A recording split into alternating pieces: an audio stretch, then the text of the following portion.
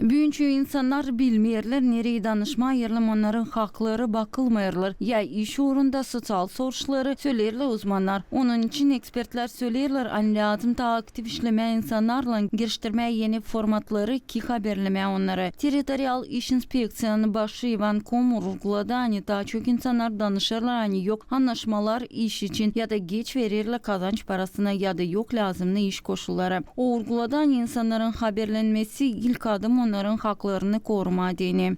Если мы говорим о правовой информации, то, что касается трудовой области, то в данном случае хочу отметить, что обращения довольно-таки очень частые.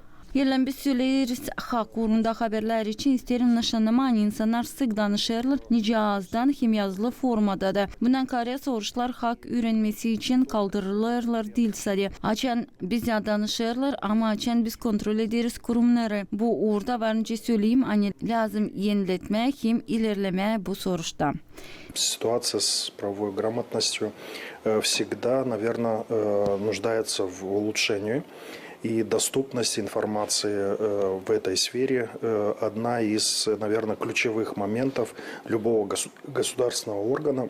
Ekspertler söylerler, aynı insanlar dil hepsini ne okuyarlar ya da öğrenirler, hak uğrunda anlarlar. Halk Advokat Ofisinin başı Komratta Svetlana Mironova nişanıda aynı çoğu problemleri varınca çözme, erlem insan vaktinde kabul edecek yuridik yardımını ya da haberli olacak kendi hakları için hem bilecek nice onları koruma. Сегодняшний день государство создает все возможности для того, чтобы любой человек мог ознакомиться с требованиями нормативных актов, в конце концов, через платформу в интернете Legism'de.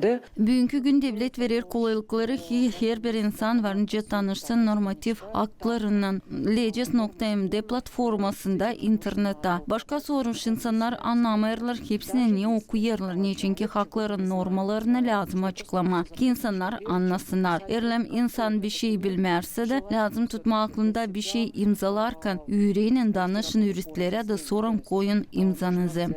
Копию этого документа. Нужно подойти к юристу, который сможет обеспечить разъяснение. Hak uğrunda haberlemek instrumentlerin birisi bu yuridik klinikası. Komra Devlet Üniversitesi'nin danışanıdı onun başı Natalya Baurçulu. Yuridik klinikası başardı projekti angısına göre geçirdiler buluşmaları insanlarla.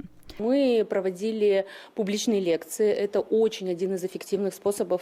Biz geçirdik konuşmaları insanlarla, bu pek efektif metot. Nerede biz giderdik yaşamak yerlerine de insanlar gelerdiler primariyaya da biz anladardık onlara hak uğrunda problemler için. Biz sayardık problemi soyulardan kalma varlığı kendi adına geçirmediğini da karşı geldik onunla, hani bu yeni aktual problem angısından karşı gelir her bir insan. Soruş çok var çünkü kanunlar sık değişirler. Законодательство менялось не один раз, вопросов очень много. Diskusiyalarda paylaştılar studentlar, yuristler, para yuristler. Onlar anlattılar kendi işi için köylerden yerinde insanlar daha az bilirler hak uğrunda haberleri. Я считаю, что на сегодняшний день есть достаточно программ, которые сегодня работают над. Var çok program anglarına göre haberlenir insanlar ki sosyal uğrunda zor durumda bulunan insanlar bütünden kabul etsinler yuridik yardımını da biz para yuristler onlara yardım ederiz. Информацию, которая им необходима, а мы как параюристы помогаем им в этом. Ну, я как студент первого курса могу сказать, что... Ben nice ilk kursun studenti isterim söylemeye her bir insan lazım bilsin kendi haklarını, nice kendini koruma, zeravarınca olsun türlü durum. Вести себя, чтобы не было последствий плохих. Крайне важно, потому что люди... İnsanlar lazım korusunlar kendilerini, insan bilerken kendi haklarını türlü durumda varınca kendisini korusun. Сразу в моменте понять, как ему вести себя, куда ему нужно обратиться и так далее.